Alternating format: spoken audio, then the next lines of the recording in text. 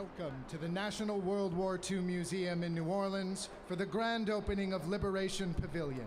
It is a pleasure to have you with us today.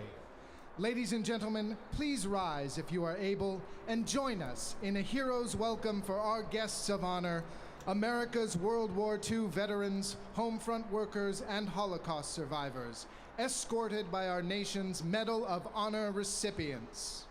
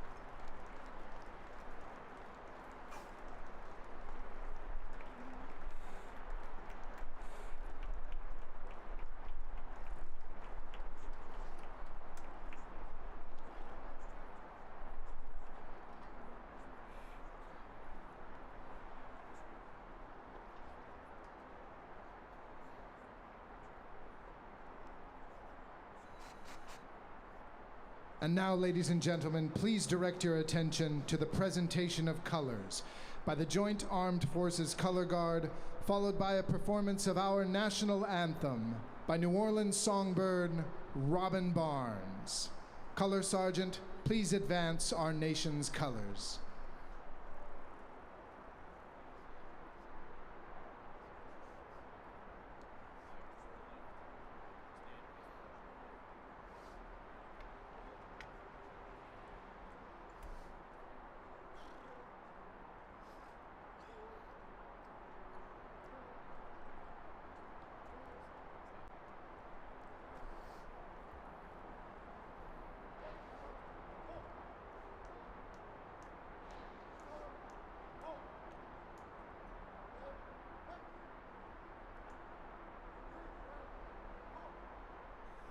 Oh, say, can you see by the dawn's early light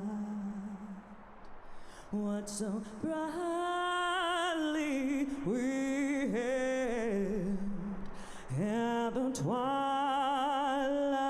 last gleaming, those broad stripes and bright stars through the perilous fight, o'er the ramparts we marched were so gallantly streaming, and the rockets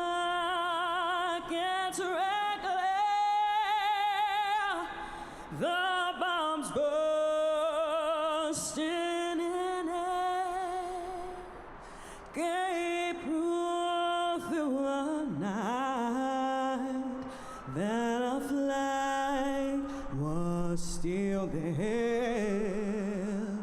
Oh, say, does that star-spangled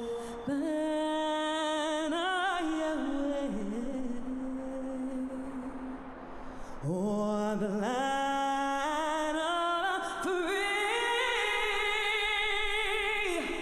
and the whole of the parade.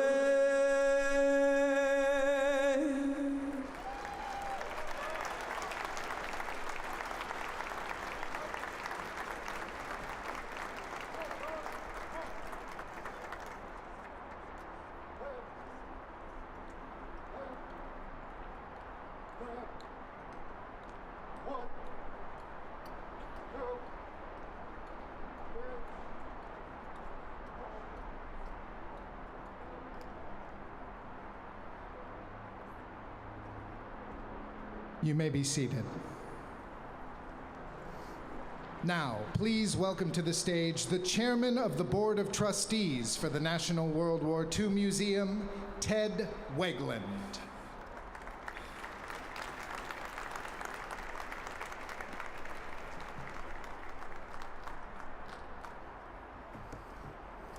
Thank you. Good morning to all of you.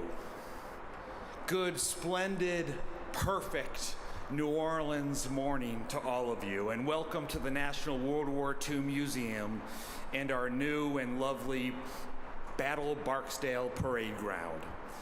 On behalf of the Board of Trustees of the National World War II Museum, I want to thank you for honoring us with your presence here today. It is indeed a momentous day in the life of this great institution. With the opening of the Liberation Pavilion, we finally tell the full story of the American experience in the war that changed the world. A story that now includes an understanding of the cost of victory and its meaning today. With the opening of this capstone pavilion, we bring to completion a journey that began 23 years ago. Or as our founder Nick Mueller would more accurately state, if you include its inception as a mere idea and 10 years of planning, 33 years. But on June 6, 2000, the 56th anniversary of the D-Day invasion, we gathered nearby to celebrate the opening of the National D-Day Museum and the beginning of an ambitious, and some might even call it nearly impossible goal, to build a museum dedicated to the entire American experience in World War II.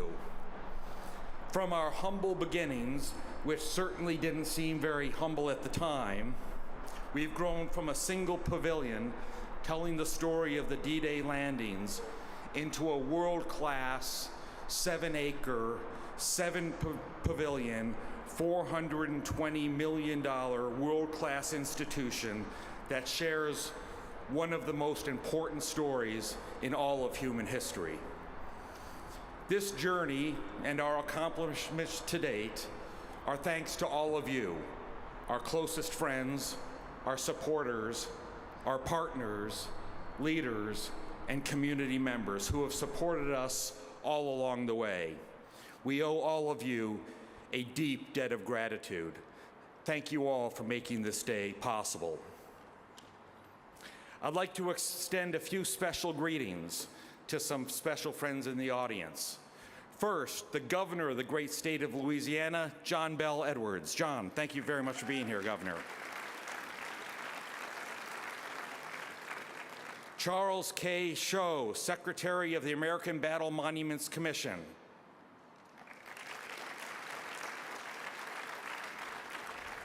Roger Husser, Director of Facility Planning and Control for the state of Louisiana. Please welcome the Honorable LaToya Cantrell, Mayor of the City of New Orleans. And State Senator Royce Duplessis.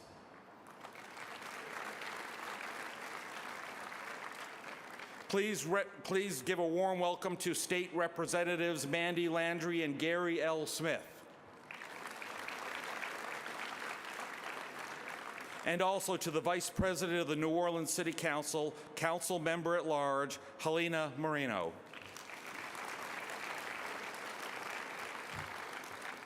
We have other very special guests in the audience today as well. Please give a warm welcome to the daughter of Tuskegee Airman, Lawrence Roberts, the host of ABC's Good Morning America, Robin Roberts.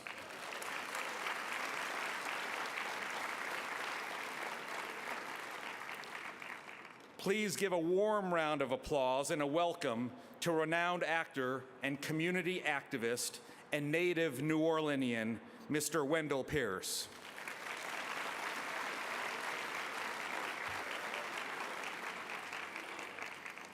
And please welcome someone who has been instrumental for decades in bringing the story of World War II to the forefront of American consciousness, and who in doing so has taught generations of Americans that freedom is not free.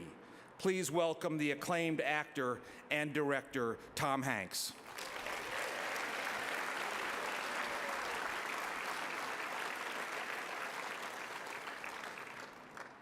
Please welcome recipients of the highest award for military valor given in the United States. Please welcome recipients of the Medal of Honor, their family members, and other members of the Congressional Medal of Honor Society National Convention who have been in town all week meeting for their annual convention. Thank you, Medal of Honor recipients, for being here.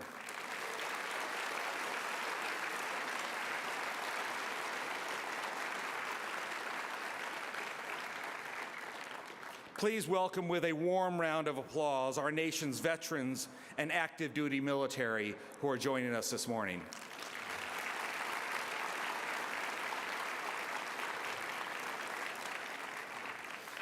And last, but not least, really especially so, please welcome our World War II veterans, home front workers, and Holocaust survivors who are with us this morning, and how blessed we are to have them in our presence.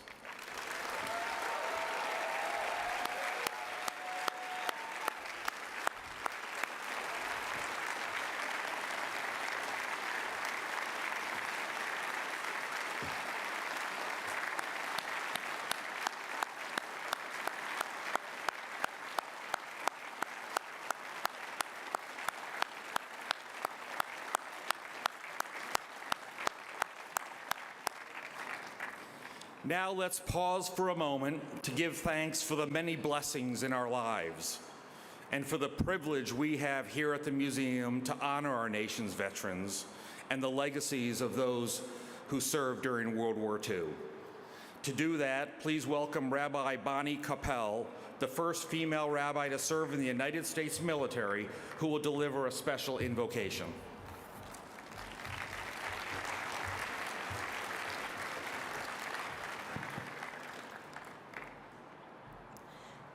This morning we have the honor and privilege of dedicating this Liberation Pavilion, which completes the campus of this incredible institution.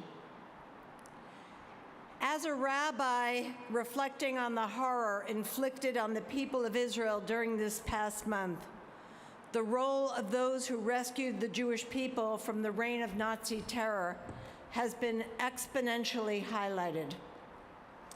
I am profoundly grateful to the National World War II Museum for ensuring that the message of never again will resonate for generations to come.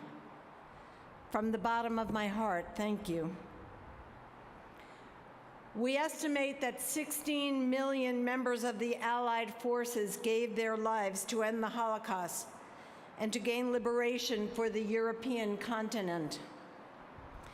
Jim Bradley, whose father is immortalized in the statue of 6 Marines raising the flag at Iwo Jima, recalls that when he was a little boy, his third-grade teacher told him that his dad was a hero.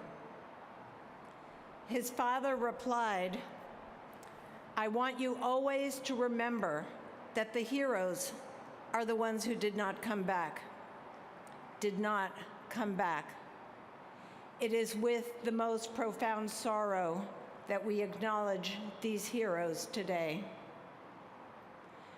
When we contemplate their courage and loss, we are overwhelmed with both humility and pride.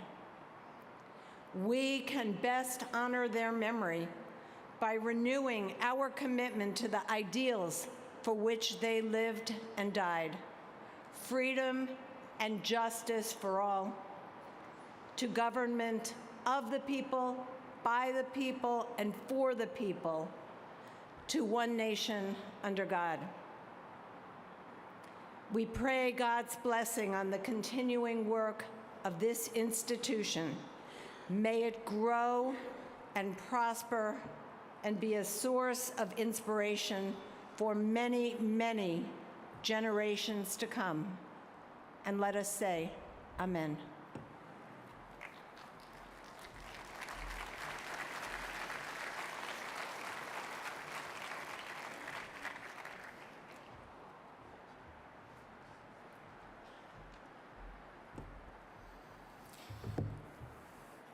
Thank you, Rabbi.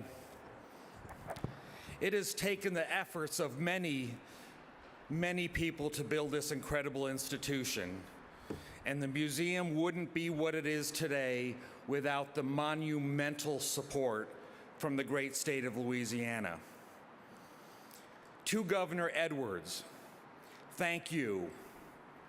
Thank you that the state has been so supportive of this museum from the very first day, making it possible to open the doors of the National D-Day Museum 23 years ago. That support has never waned, and not for a moment. And your administration has continued to demonstrate that unyielding commitment to this day. In fact, the state of Louisiana is the single largest supporter of the Liberation Pavilion. Governor, we know that the museum's mission is a very important and personal one to you. As a West Point graduate and airborne ranger, we thank you for your service to our great nation. We are indebted to you, sir, and for all that you've done to advance the mission of this great institution. Ladies and gentlemen, would you please welcome to the stage Governor John Bell Edwards.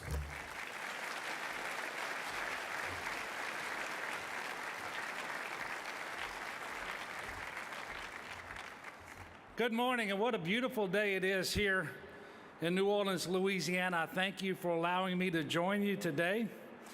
And I want to start by extending my personal gratitude, Louisiana's gratitude, and certainly our nation's gratitude to all the World War II veterans, home front workers, and Holocaust survivors who are here with us today.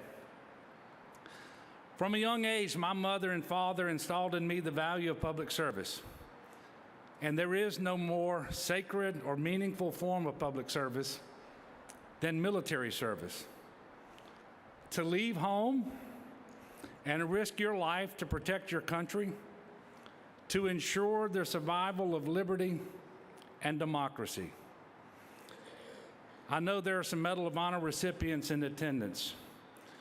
You represent the very best of us. God bless you. We are eternally grateful for your service.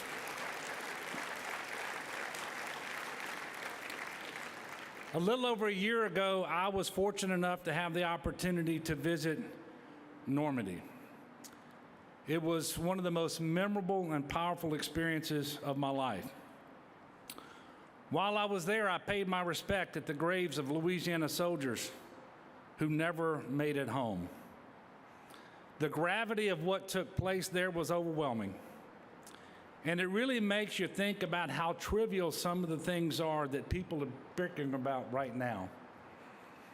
Because at the end of the day, we're all Americans. And because of brave men and women, like many of you here, we have the freedoms that we enjoy today. To my right is the Normandy Liberty Bell, which found its permanent home at the museum 14 years ago on Veterans Day, November the 11th, 2009. It was first rung at Independence Hall in Philadelphia on July 4th, 2004, when it was gifted to the United States by a group of French citizens in memory of the U.S. involvement at Normandy in World War II. Today, it rings in memory of the more than 400,000 Americans who gave their lives fighting for the cause of freedom in that war.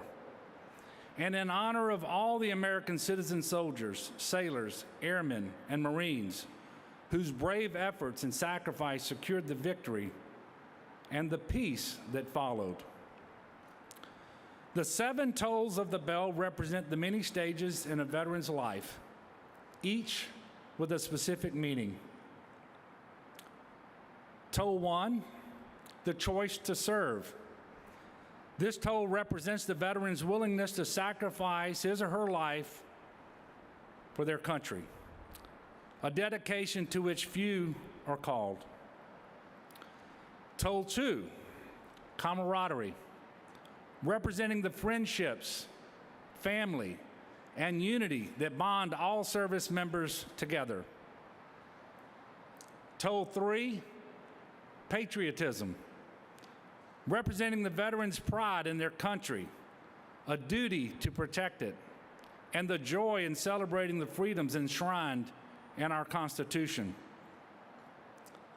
Toll 4, respect, representing the respect given to a veteran by their community, earned by them and owed by us for their service. Toll 5 is dignity, representing the dignity with which a veteran's community treats their fallen hero. Toll 6, honor, representing the honor that is due to a veteran when they have died, given by their fellow service members and community. Toll 7, the value of life. The 7th toll represents the ultimate sacrifice that the veteran has made, whether killed in action or after long years of quiet service. The value and contributions of a veteran cannot adequately be described by words alone. So please join me in a moment of silence for the ringing of the Normandy Liberty Bell and the sounding of taps.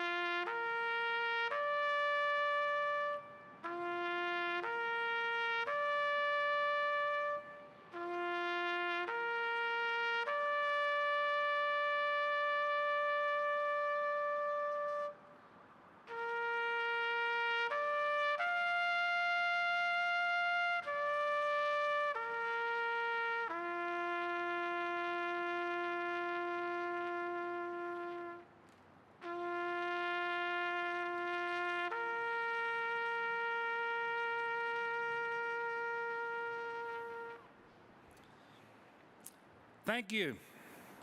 Now we will hear from Dr. Nick Mueller on the meaning of liberation.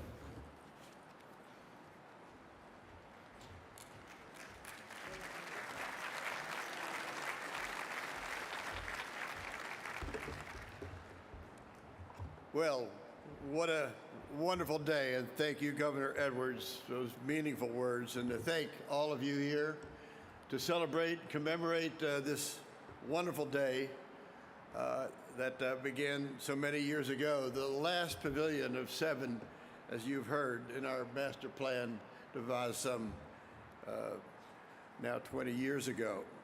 Last night was a very wonderful evening and very emotional for me.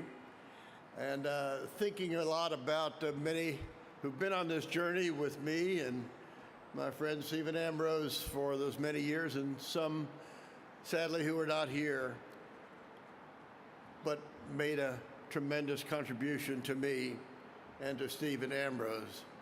And especially, I want to say that Steve Ambrose should be here this day. I've thought a lot about him in the last few days as this museum has come to life.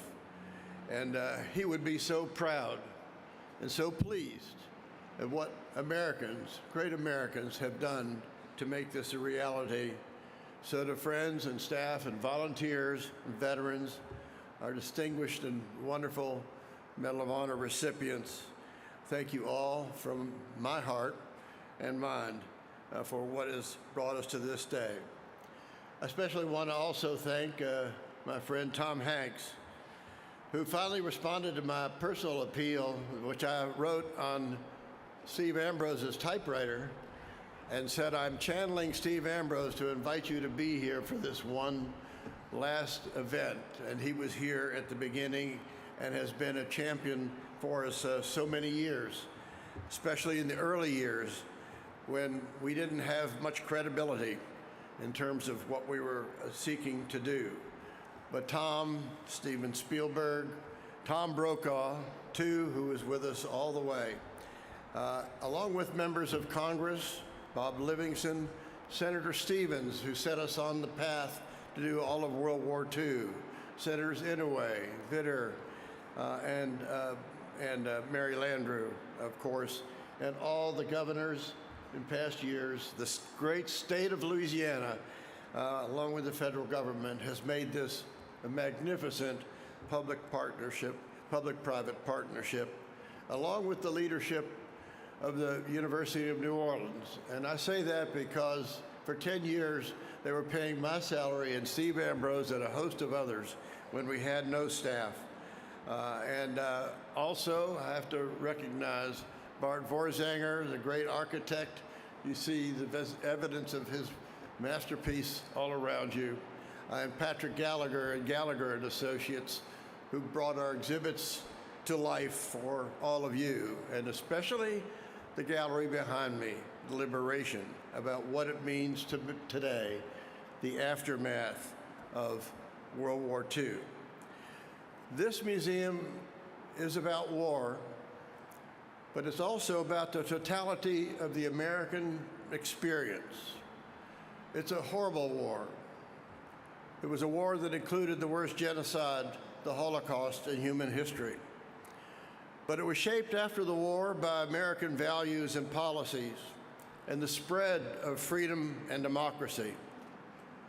We have here established an institute for the study of war and democracy. Don Miller mentioned a few weeks ago to me that everybody in America was inside that war, on the home front and the battlefront for 4 years. So unity and unification of the nation is something that you will feel here as you go through these exhibits. You've heard our mission statement that ends with understanding the price of freedom and be inspired by what you learn. Think about that for a moment. Let that sink in. That's about education, about learning. Why is this museum and this pavilion then so important? Of course, it's important to pay tribute to the greatest generation that won World War II, both on the home front and on the war front.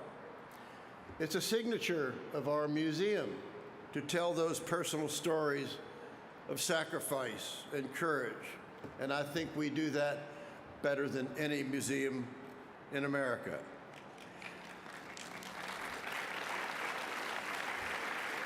Thank you. I'll clap for that too. But we're a history museum that takes a wider view than that of just the individual soldier. We're more than an ancestry museum. We tell their story in a larger context, because wars are the crucible of change for all societies. And World War II brought about dramatic change in our country, both during the war and after the war, and also to all nations of the world that we could help advance liberty and freedom. And those changes are still taking place. Wars help define the identity of a nation. Wars shape our memories of what we believe and why we sacrifice.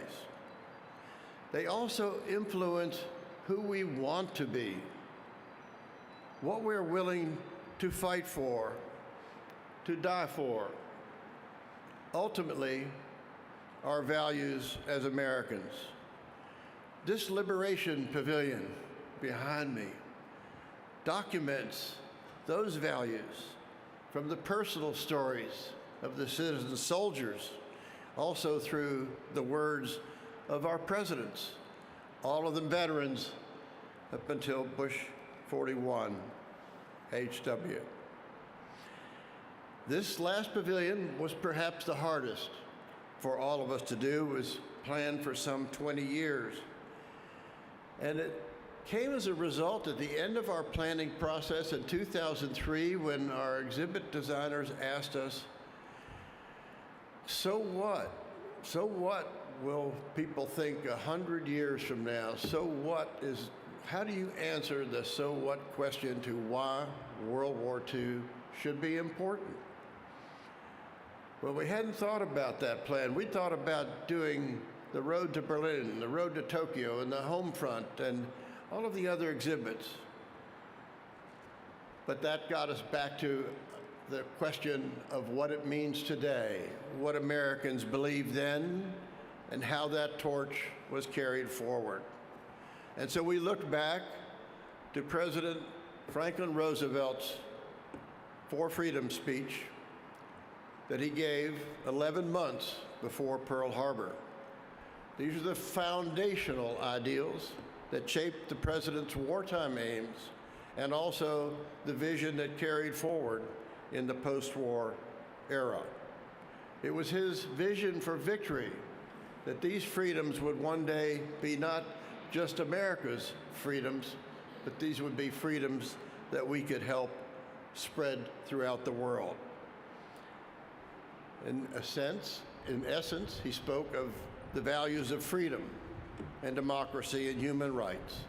And I'm going to now invite a student, Jacoby McSwain, the stage to come to read these four freedoms as reminders of the beliefs of the nation during World War II that have extended and are enshrined in this pavilion.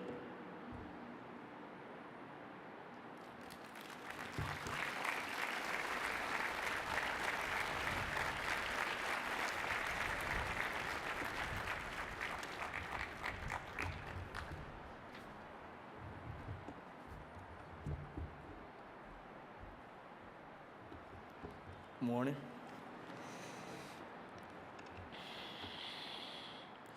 In the future days, we look forward and seek to make this more secure. And we look forward to a world founded upon the four essential freedoms. The first freedom being freedom of speech and expression everywhere in the world. The second freedom is freedom from any person to worship God in his or her own way, everywhere in the world. The third freedom is freedom from want, everywhere in the world. And the fourth freedom is freedom from fear, anywhere in the world. Now, this is no vision in a distant millennium, but it is a definite basis of the kind of world attainable in our own time and generation. This nation has placed its destiny in the hands, in the heads and hearts, the hearts of millions of free men and women, and its fate in the freedom under the guidance of God. Freedom means the supremacy of human rights everywhere. Our support goes to those who struggle to gain those rights and those who struggle to keep them. Our strength is in our unity of purpose. And to that high concept, there can be no end. Save victory. Thank you.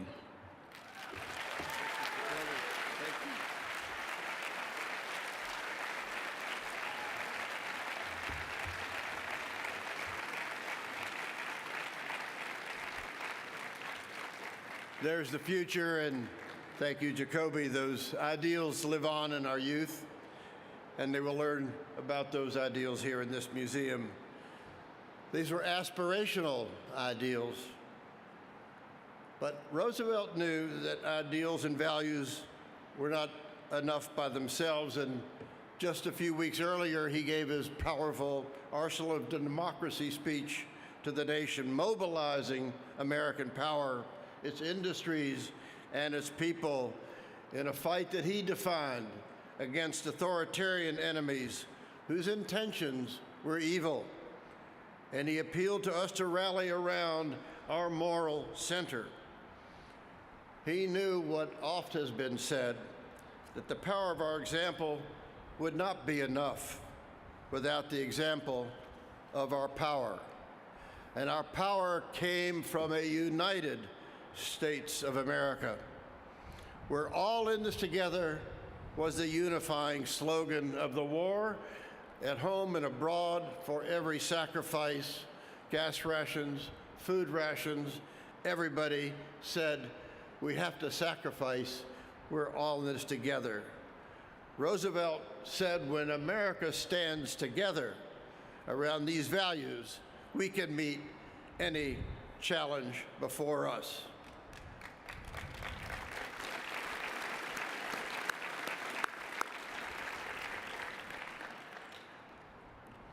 Well, we have 12,000 personal accounts in this museum of veterans who tell their stories and their experiences.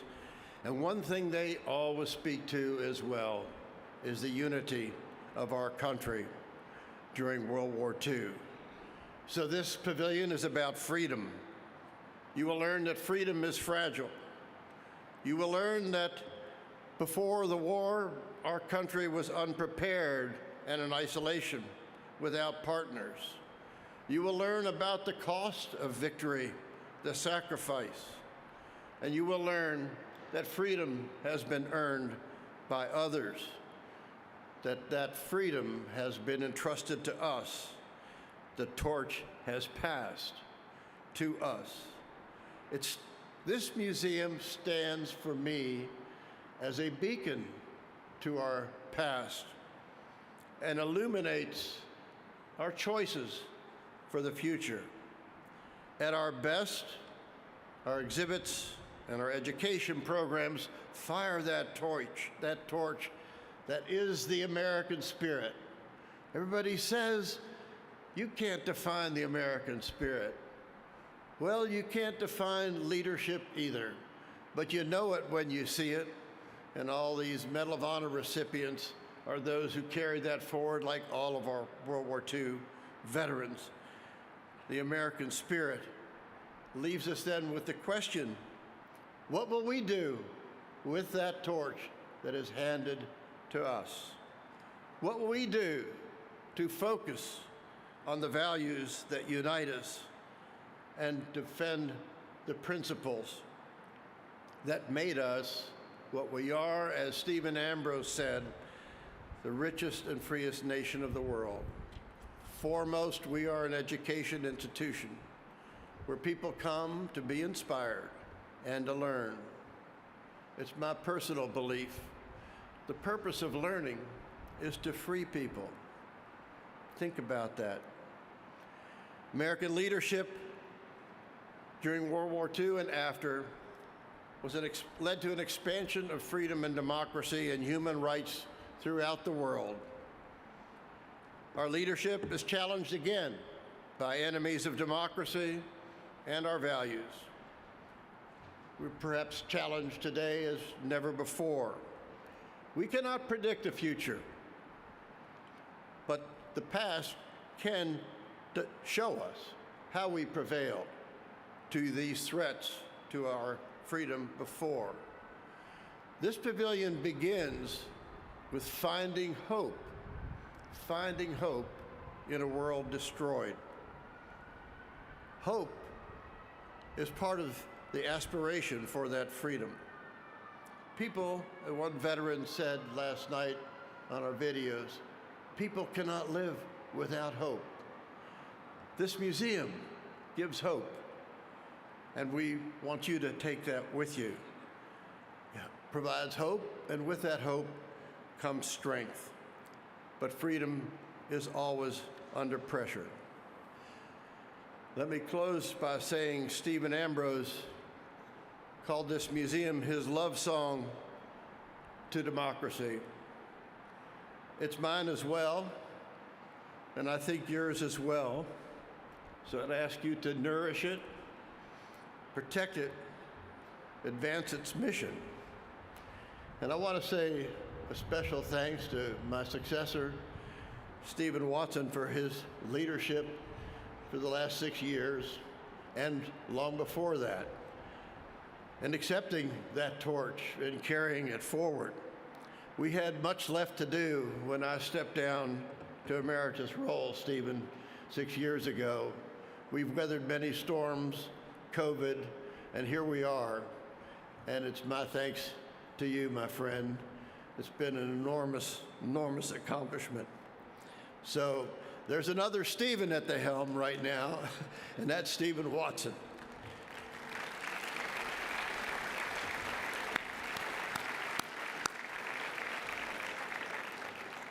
So again, thank you to all of my friends and trustees and supporters and members, all of you here.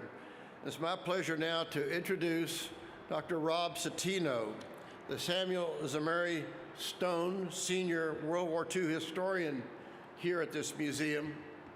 He's written 11 books on World War II, one of the great museums of America. It took me 2 years from 2014 to 16 to lure him here. In fact, I offered him the job on the bench sitting outside of Churchill's home in Chartwell in 2015, and he came aboard in 2016. He's the holder of the Samuel Eliot Morrison Award, which is the highest award given by the Society of Military History, the same award that Stephen Ambrose also was awarded in the 1990s.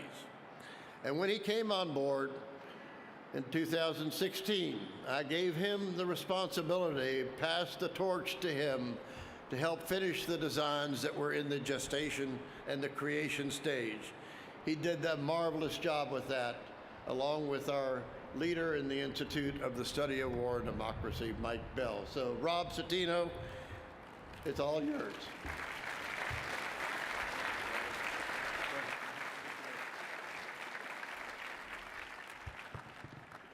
Oh, following Nick Mueller, that's always easy. But following Jacoby is just unfair. I have to do something about this scheduling here. You know, like Nick, if you don't mind, I'll begin on a personal note. He said he's been working on this project, the Liberation Project, for 33 years. You know, for me, it's only been 7. It just felt like it was 33. I arrived here in 2016. I had a full head of luxurious brown hair, and that's what's happened over the last few years. Now, Nick mentioned, he told me almost the first day I arrived on campus as the senior historian that I was going to be the lead historian for this Liberation project. And, you know, that seemed like a great idea. I have some ego. I like being the lead on anything. Then I actually thought about it. And then I went into full-on panic mode. This is a big story and a big responsibility. It's tough to get anyone to agree on anything nowadays. How could we possibly get them to agree on the legacy of World War II? You can get 10 people in a room and get 10 different opinions on that. And as I thought about it, I just kept coming up with more questions than answers. Questions like, why did we fight World War II? What does the war and our victory in it mean for us today? And then an even more basic question. Why do you fight a war in the first place? And this, I think, is where things began to fall into place, at least for me. A great 20th century military thinker once put it this way: the only reason to fight a war is to get a better peace. There has to be something wrong with the world in which you're living.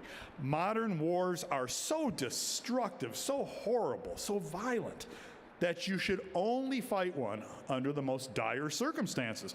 You know, so dire that even the most peaceful people decide that a recourse to arms is the only way they can change things.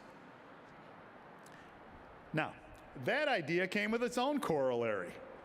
You can only judge a war, its purpose, its course, its morality, by what comes after it. And never was this point made more sharply than in World War II. Our museum shows it in all its galleries. This was a hard war, and it was fought with extreme means. Cities burned, continents crumbled, soldiers and civilians alike died in the tens of millions, more civilians than soldiers, in fact. And yet, World War II was not merely an act of destruction. Real issues were at stake, including the very existence of human freedom. The outcome of the war, while imperfect as humans are, offers the best definition yet of that better peace for which we fight our wars. So, on its own, World War II was an appalling event. Over 400,000 Americans lost their lives in the course of it. Global deaths topped 65 million people. In the Holocaust, the world got a horrifying look at what a systematic and planned genocide looks like. The human race is still trying to process that. Once thriving cities, Warsaw, Manila, Berlin, were smoking ruins in 1945, and of course, 2 Japanese cities had been destroyed by atomic bombs at the very end of the war. Despite the violence and destruction, the wartime cause of the Allies, and Nick spoke to this very eloquently, did aim at a higher moral purpose, best expressed in the 4 freedoms, which you heard Jacoby intone from Roosevelt's famous speech. The cause for which the Allies fought, in other words, turned out to be a better peace, one that was free from strutting dictators and the constant threat of invasion and war, free from oppression of every stripe, including poverty and famine. FDR's famous formula expressed the hope that out of this horrible war, a better future might emerge for humanity. And while the post-1945 world has not been perfect, far from it, we've managed to avoid the nightmare scenario, World War III, a global nuclear war, a fact for which we should all be grateful. Global wealth is still unequally shared, but the world has seen progress on that front. And famine, endemic for centuries in much of the globe, is much less common than it used to be. Dictators still start wars, but they now find themselves facing a much more united front of peace-loving nations. So these are all reasons, I think, to remember and celebrate the liberation of 1945. And it's why the museum decided to build the building behind me. In World War II, it turns out the cause was just. The Allied nations united to defeat the dictatorships, and when it was over, the victors didn't just squeeze the losers dry, as they had done in virtually every previous war in human history. They tried to build a better world through the Marshall Plan, through the new United Nations, enduring alliances like NATO. In perhaps the greatest success of all, the victors even turned their former enemies into allies, law-abiding democracies, free societies. And that's what we're doing here in the Liberation Pavilion. We're celebrating not just the military triumph, but the real victory, always the harder victory, winning the peace. We may never achieve perfection. And there are mornings you wake up and it seems like the very air you breathe is on fire. But failing to achieve perfection must never mean that we stop striving for the good. And I think, as we open this building, that's something on which we can all agree. Thank you very much. Now please welcome to the stage Dr. Sharon Estelle Taylor. Dr. Taylor is an author, educator, speaker, and member of the National WWII Museum's Board of Trustees. She is also a war-orphaned daughter.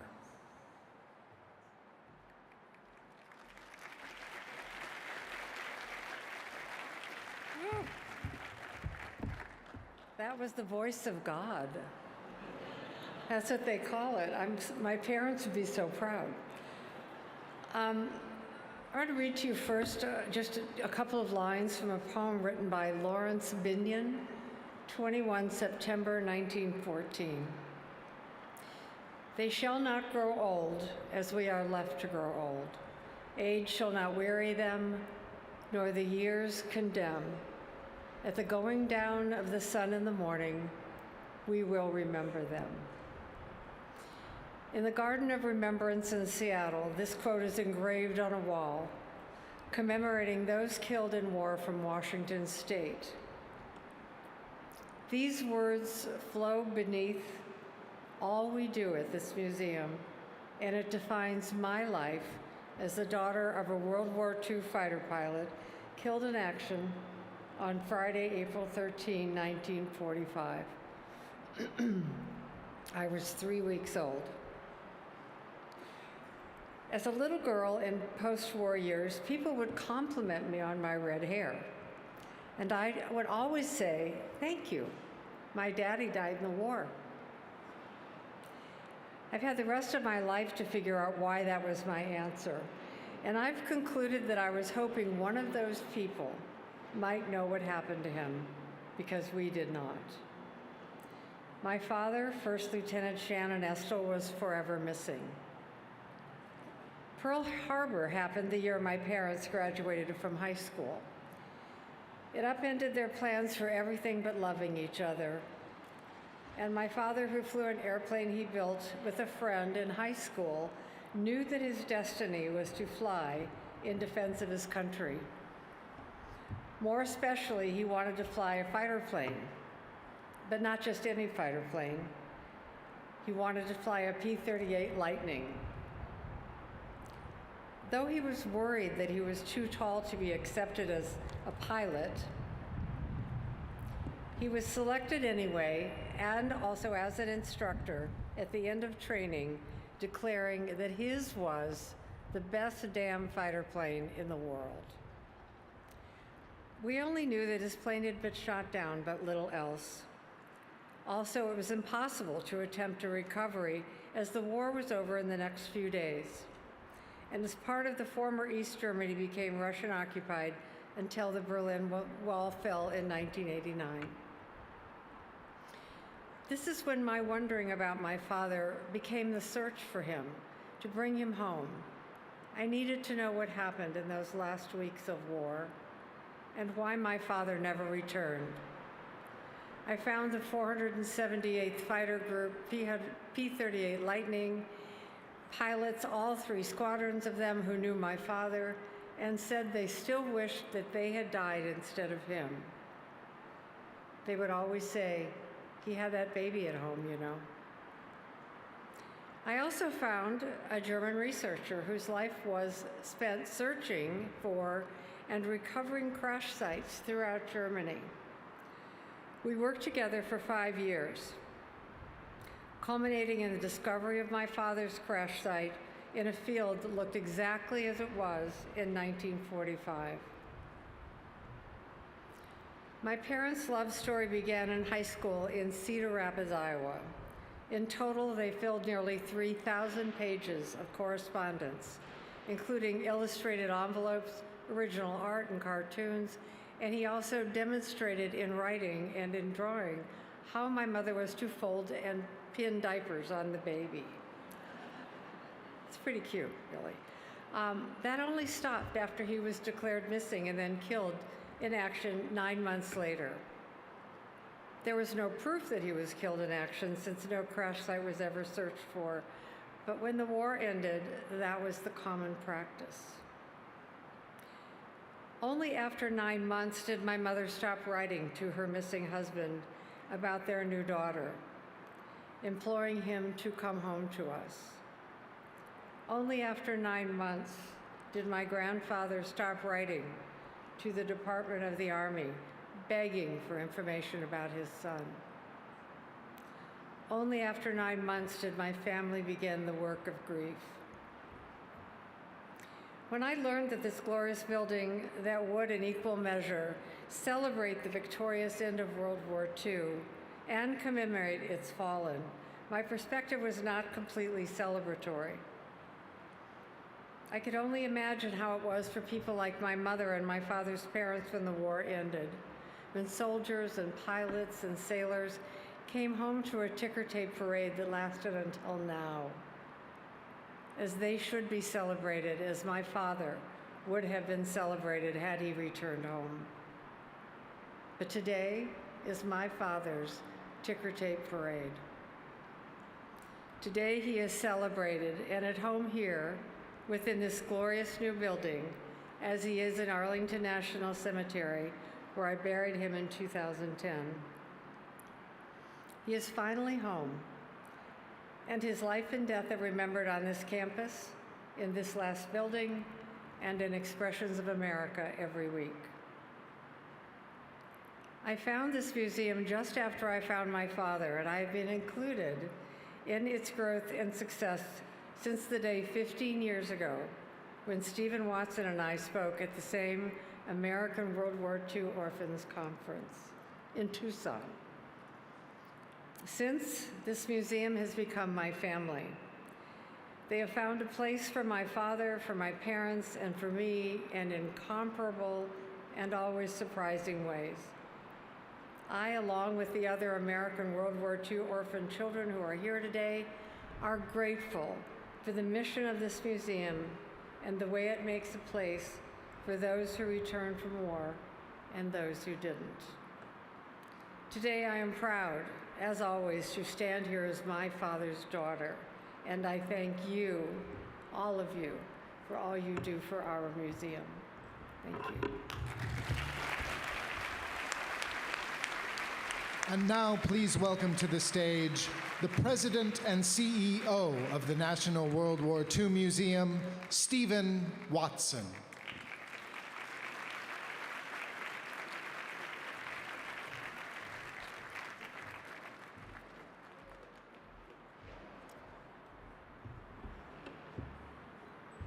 Good morning.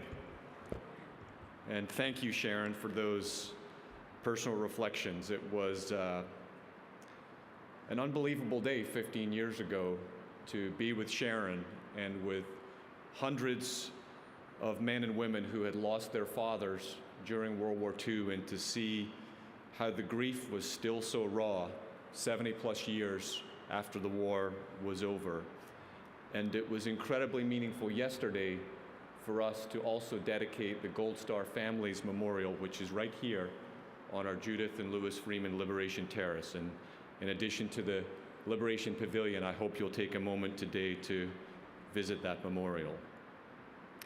So it was, of course, the powerful personal accounts of the World War II generation, or more specifically, the D-Day veterans, that inspired Stephen Ambrose to embark on the journey to build and open the National D-Day Museum. And it's these accounts of the men and women of all ages, all backgrounds, and wartime experiences that remain at the heart of our museum. Sharing their stories has set the museum apart from the very beginning, and it only becomes more important as the years go by. It is truly an honor to be joined by so many World War II veterans, Holocaust survivors, and home front workers and your families today. This is your museum, built in your honor to pay tribute to your service and to your sacrifice. So I offer my personal thanks again. It's a great privilege and responsibility to be entrusted to carry on your legacies and to ensure that future generations are inspired by your actions. And it's the significance of your stories and the timelessness of our mission that has inspired our supporters since the earliest days in the 1990s and continues to inspire new advocates and audiences today. As you can imagine, building a museum that pays appropriate tribute to the enormity of the war itself has been a monumental task that has relied on dedicated supporters and partners from literally across every corner of the world. First among them, of course, is our Road to Victory capital campaign donors who answered the call to action and donated the funds to make this campus possible, more than $420 million to date. And I want to express my thanks to all of you for your support. As we have said over the last couple of days, the state of Louisiana first amongst them. And again, thank you, Governor John Bell Edwards, for being here and your support. And I'd also like to thank those who made today's pavilion, the Liberation Pavilion, possible. The Trott Family Philanthropies in honor of World War II veteran David Trott. Thank you, Byron and Tina, for your support and for being here today. And the Goldring Family Foundation and the Woldenberg Foundation for your support. Thank you, Mr. Goldring, and thank you for being a trustee and one of the great leaders of our museum. And the Pretty Family Foundation, who sponsored the Freedom Theater experience on the 3rd floor of the Liberation Pavilion. And last but not least, the Barksdale family, who 20 years ago led the way with the first major gift to our capital campaign that made this beautiful parade ground possible. So please give them all a round of applause. Thank you.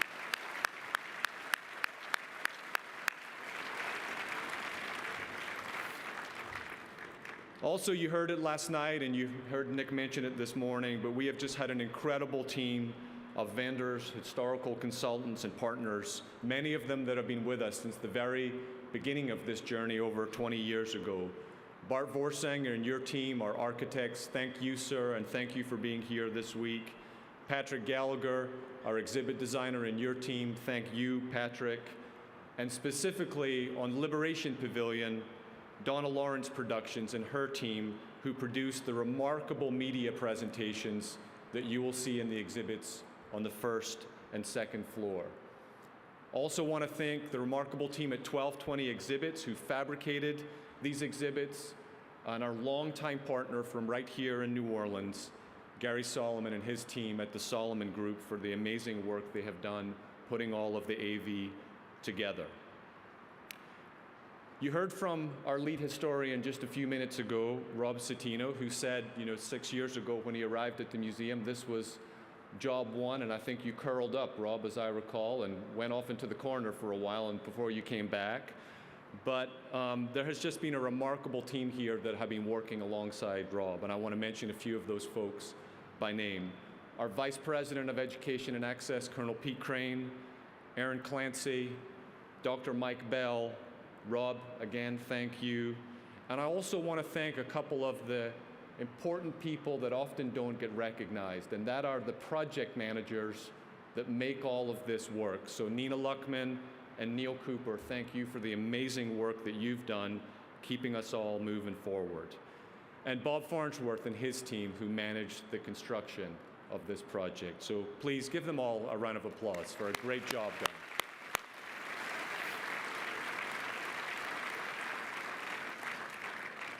And of course, Nick, one more thank you to you, sir. We're here because of you. You had the vision, the tenacity, and I know this is just an incredibly proud day for you. So thank you again, Nick.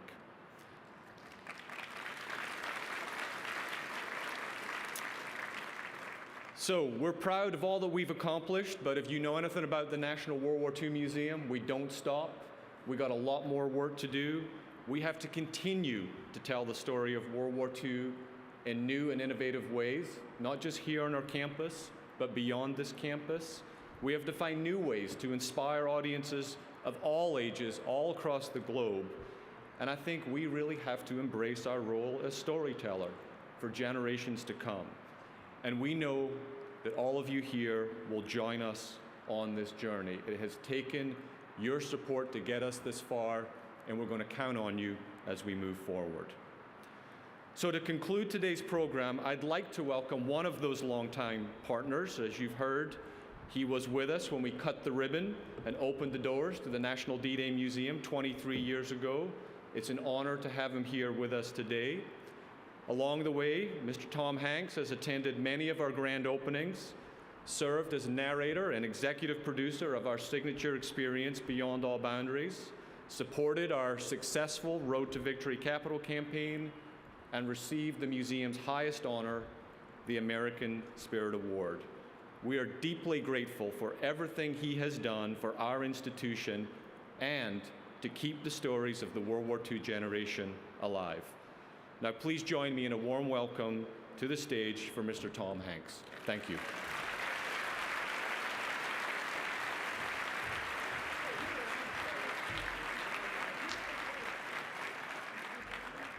I'll do that. Good morning, everybody. Good morning. I am warm. Oh, it's nice. Thank you. Thank you so very much. I'm here because of Nick Mueller. Nick Mueller and his 33 years of cajoling, phone calls, emails, mailings, etc. Today is the 3rd of November, 2023. On the 3rd of November in 1943, there wasn't a human being on the planet Earth who had any idea when World War II was going to end. Not a one. None of the young people that we see here now, the honorees, the survivors, the veterans, had any idea when or how peace was going to come to the world, how liberty was going to be reestablished, how foes were going to be vanquished, how tyrants were going to be brought down. In 1943, the world was in a state of stasis, in which the future was just a huge black void with no guarantee of your loved ones coming home. No guarantee of the world being made anew, with no guarantee that there would be changes in the geography of the maps that would divide the free from the enslaved. None whatsoever in 1943 on the 3rd of November. All that was known was the territory that had been lost, the peoples that had been enslaved, and those that had already given their lives. That was the only surety that was there. What an extraordinary moment. What an extraordinary choice. What an extraordinary place in the zeitgeist and the history of humankind. The 3rd of November in 1943 marked.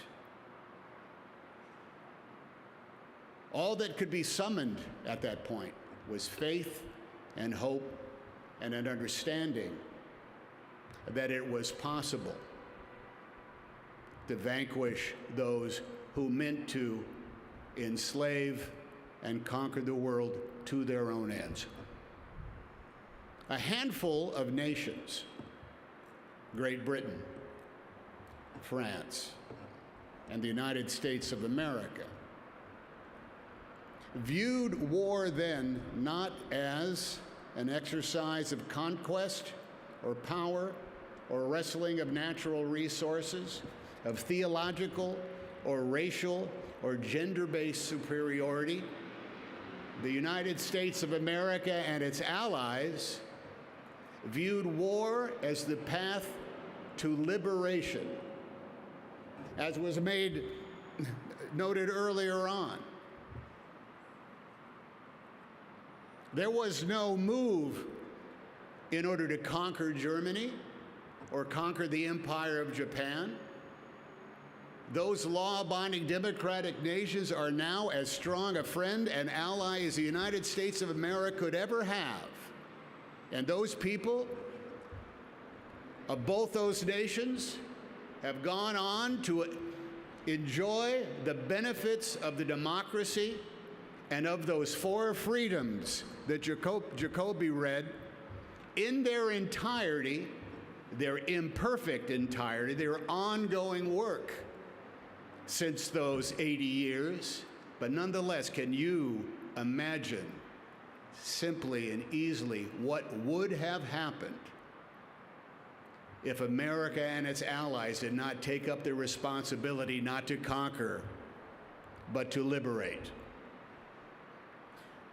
It has been said just recently last night by one of my table mates that one of the veterans of the Great War of World War II, that great worldwide conflagration, said this: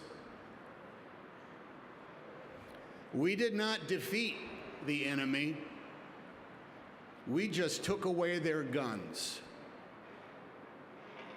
There you have the task that lays before us and is, in fact, the mission statement of this magnificent museum, of this campus, of this repository of knowledge, of this place where any human being of any age or station can come and see the example of our responsibility as Americans and as freedom-loving people to periodically take up the cause of what? Of conquering?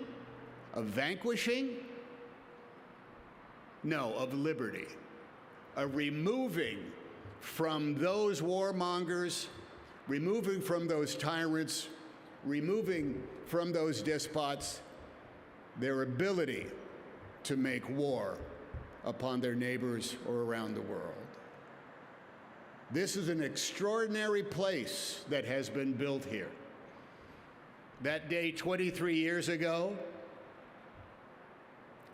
this neighborhood and the museum, the D-Day Museum, was essentially 2 brick warehouses, a Higgins boat, and a tank.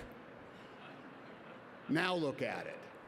Now it is this fountain of perhaps the most important quality that World War II has left for the world: the knowledge of how it is done, the truth of why that war was fought, and the place where each of us can contribute to that great arsenal that is the arsenal of democracy. Each one of us can walk away from time spent in this museum armed with the single most effective weapon in the improvement of the world, of the perfection of our own nation, in the making of a more perfect union in this greatly important world, greatly imperfect world. What is that weapon? What is that tool? It is our common wisdom, that we know the price that is paid by those who take it on their own responsibility and their own shoulders to bring this single world word to those who are oppressed around our world, and that is liberation. The job of liberation will go on for as long as we live. The job and the task and the responsibility of liberating the oppressed will forever be a part of the human condition.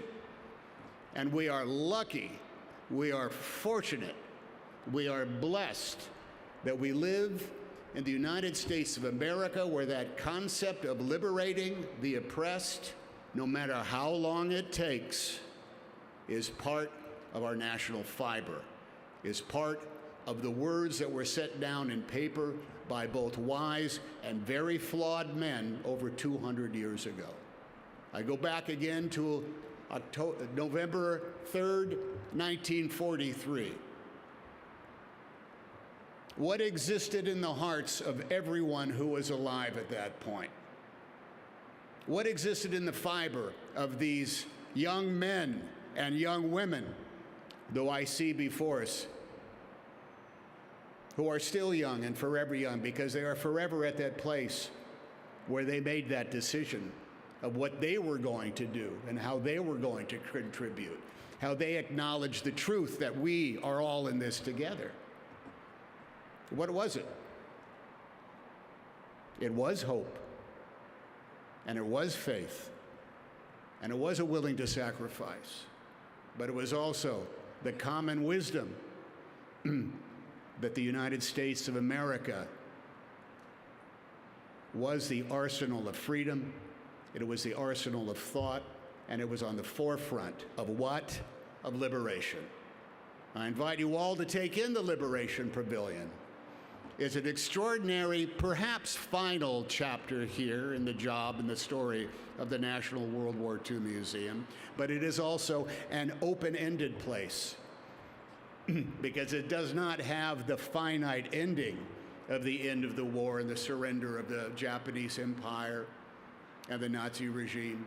It actually leaves it open to understand that the true work of building a more perfect union in an imperfect world began the day after the war ended, and it continues now, and it requires vigilance, it requires attendance, it requires the desire to seek knowledge, and it requires, too, the accumulation of wisdom that will be found by anybody who attends this museum on any given day for the rest of time. Hope and faith can lead us into the greatest possibilities in the world that we still cannot even imagine.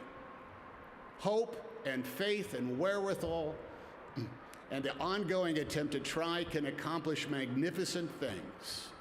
It can build a massive campus out of a handful of buildings and some artifacts. It can fuel the efforts of people over for 30 years in order to see it to its conclusion. It can build pavilions dedicated to peace and to liberty. Hope and faith and collective effort may even lead to LSU beating Alabama tomorrow. And if that can happen, ladies and gentlemen, we can accomplish anything we set our minds to.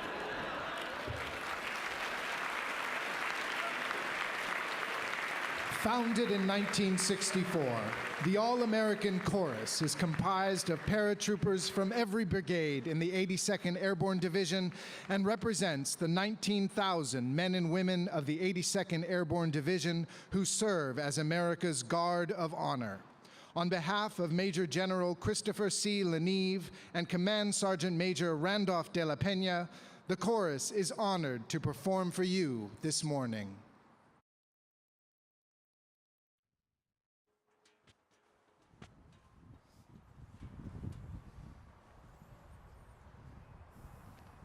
Sinking positions, move.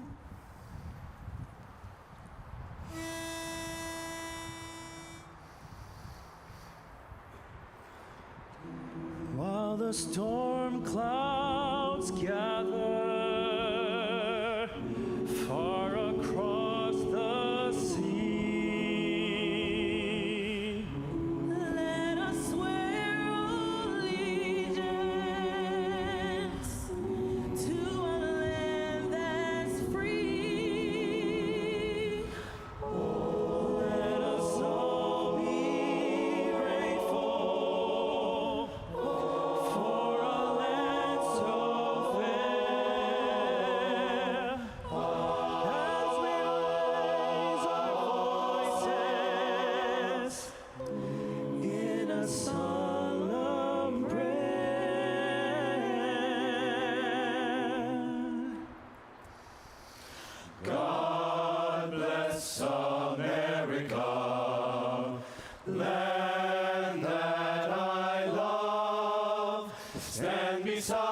her and guide her through the night with a light from above. From the mountain to the prairie, to the oceans white with foam. God bless America, my home, sweet home. God bless America, my home, sweet home. America, my home.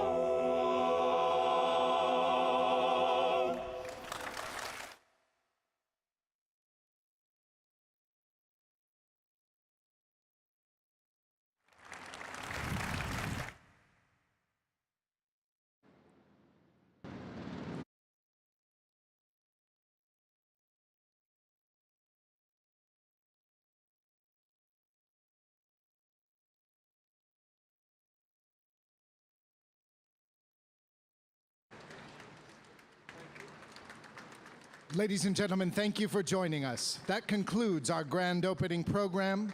We encourage you to explore our campus, including Liberation Pavilion, and please enjoy your day at the National WWII Museum.